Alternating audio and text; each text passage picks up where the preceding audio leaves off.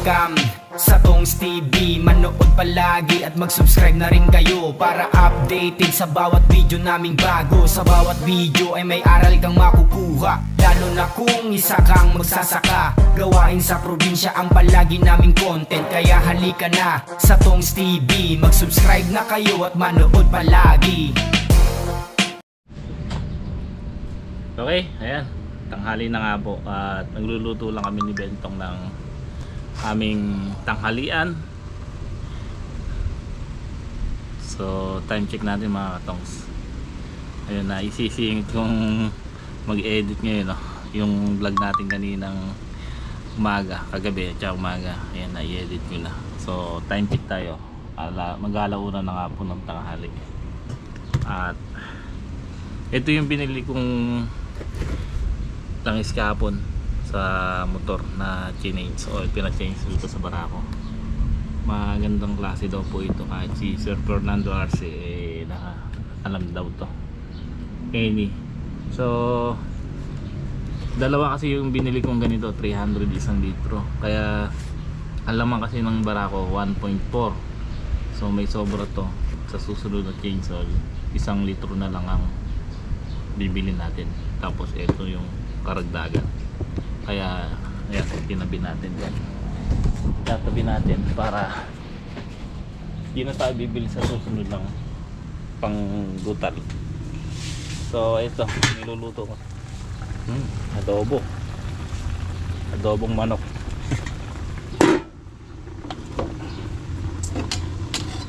Baka pumunta na rin mamayang hapon sila Utol at sila Greg. Sabi ko kasi maagang ha-harvest ng ampalaya.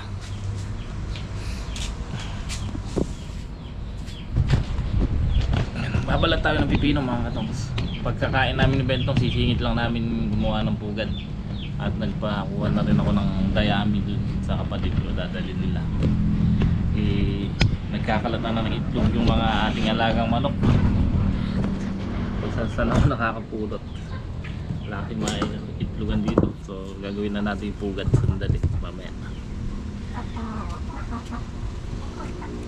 Alam nyo kahapon mga katongs, anong nagdeliver ako sa sangitan? Tambak ng pipino.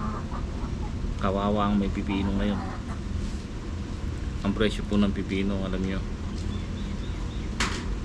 si Ma'am Helen binebenta na lang ng 300 30 pesos isang bundle. Bali stress na lang po 1 kilo. Kaya pinakakarga sa motor ko yung 10 bundle. Pamigay ko na lang daw. So ang ginawa ko lang 3 bundle. Ayun, iniwan ko doon kila misis, tapos kay nanay pinamigay ko doon sa katabing bahay natin. Nagdala lang ako ng konti. Grabe presyo ng pipino.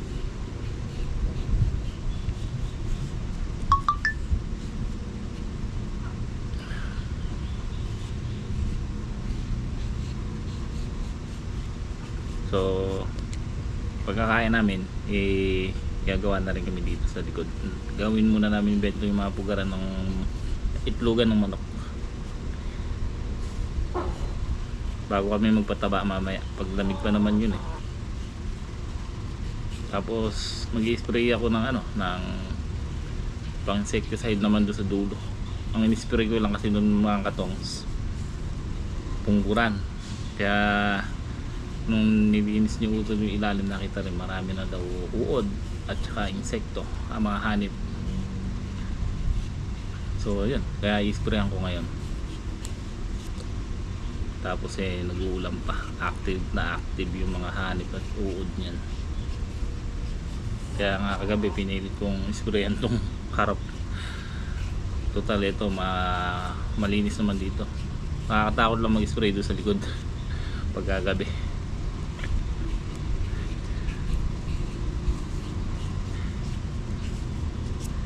Nakakatakot yung nakita naming yung unos. Hey, luto na. Kain na tayo. Tang. Ulan na naman. Adobo. Ito na. Ito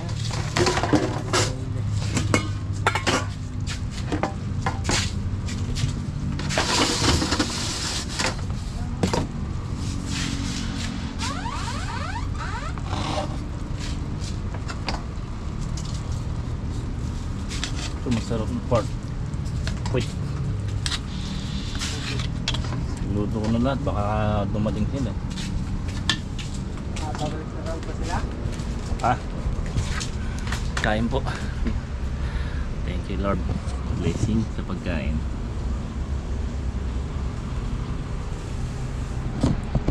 Ay.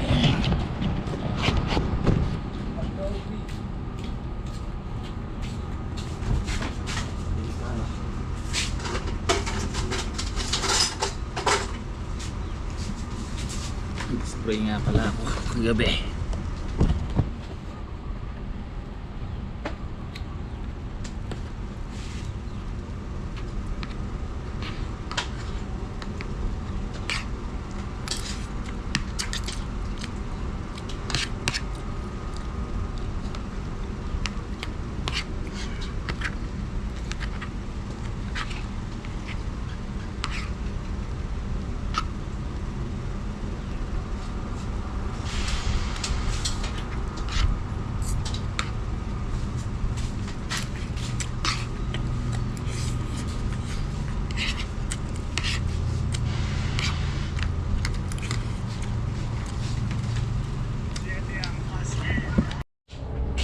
Okay, ayan nga po mga katong.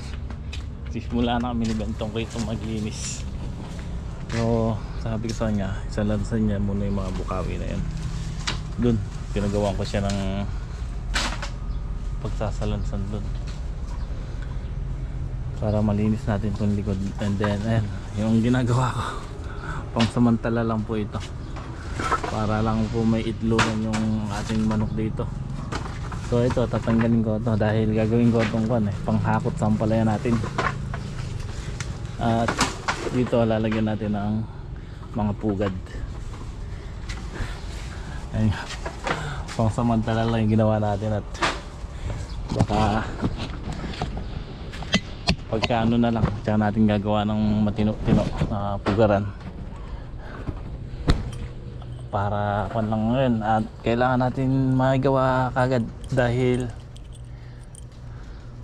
may itlog na nga po.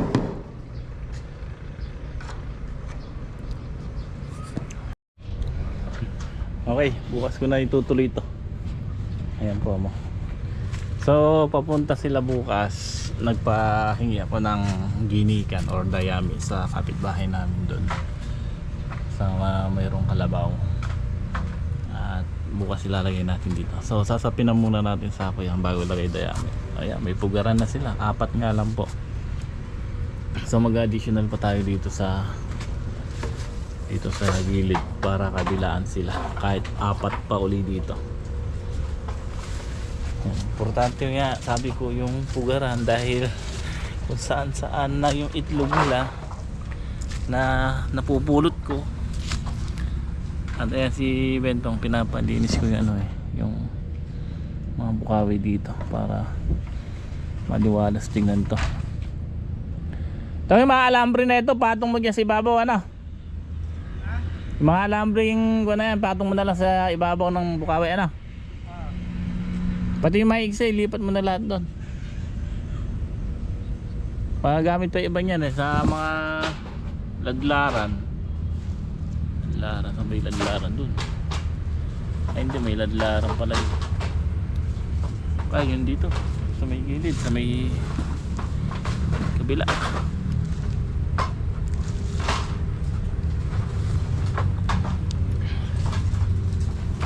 Harvest ulit tayo bukas. Wala, maga-maga.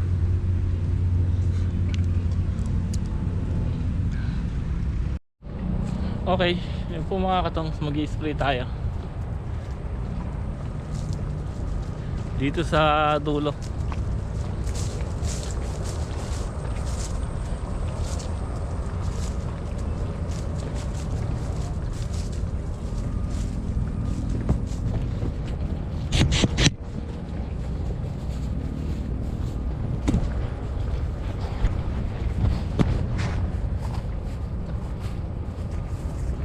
Ito, pag-grass cutter ko na kay Utol to. Bukas. Ito pa gagawa ko. Para pag pinatabaan, malinis.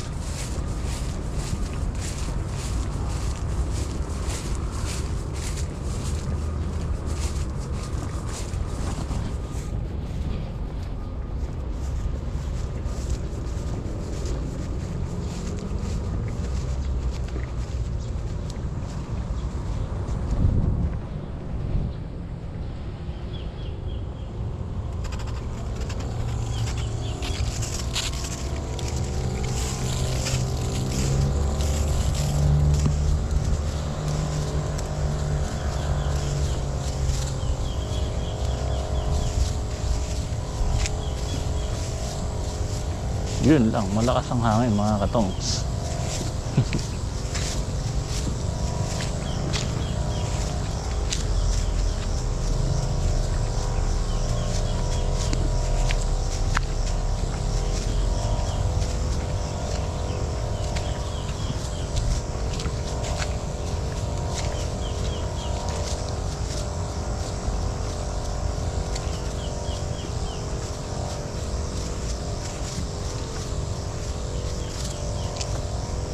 Pang insecticide lang naman to eh. Kahit na paamoy lang. Kasi bagong pataba to eh.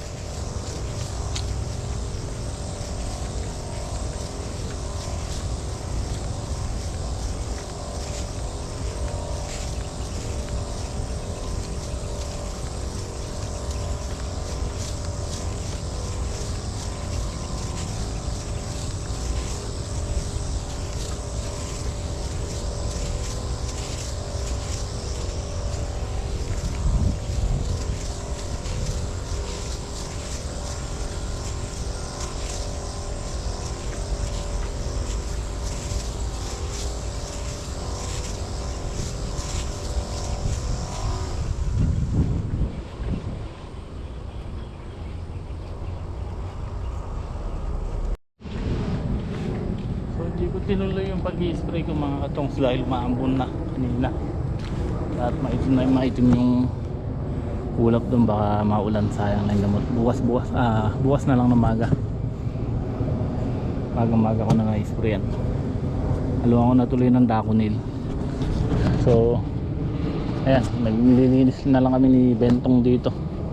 Wawalis. Sabi ko walisin nyo yun doon sa kubo ni boss.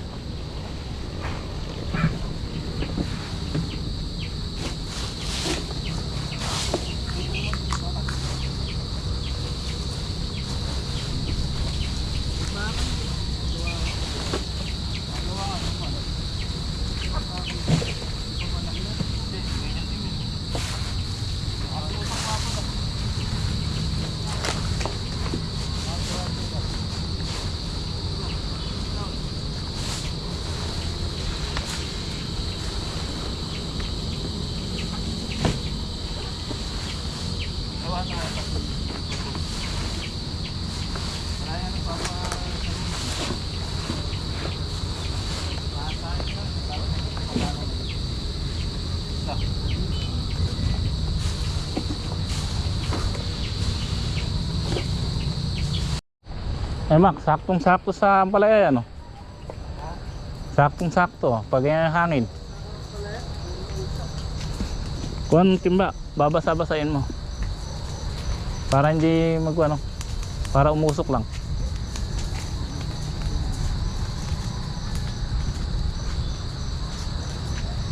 Kaganda sa ampalaya niyan.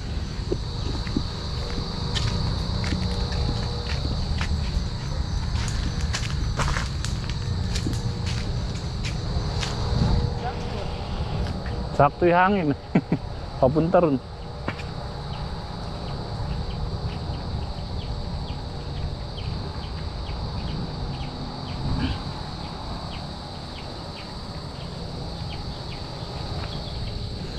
Malinis na yung likod natin, oh. So ayan yung mga manok, oh. Kaganda ng kulungan nila ngayon. Kapunan. Di pa gawa yan eh. Lalagyan kong harang dito yan. Dito ulan yan eh. Dito yero kahit kalahati. Dito sa taas yero. Tapos dito paikot din ang ano yan, sako or lona. Dito para hindi mabasa yung pugad yan. Importante lang kasi may itlogan sila. Doon, oh, may napulot ako doon sa okra. Mak! Ay, nagliyab. Basa-basain mo para hindi magliyab.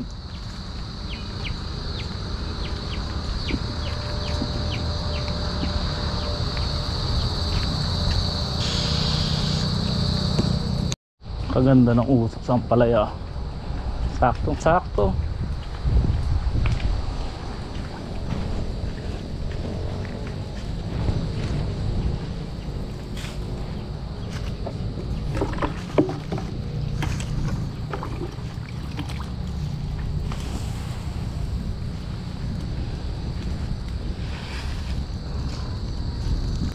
Para mag-usok pa siya ng mag-usok.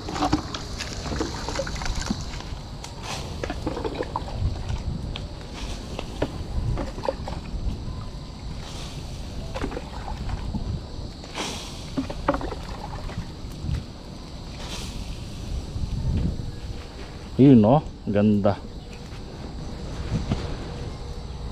Kapal.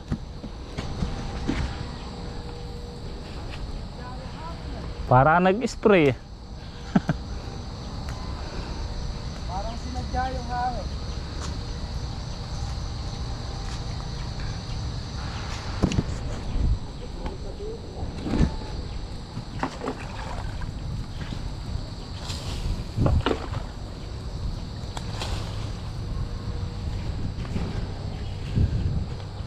Pag bumiling dito naman sa kabila.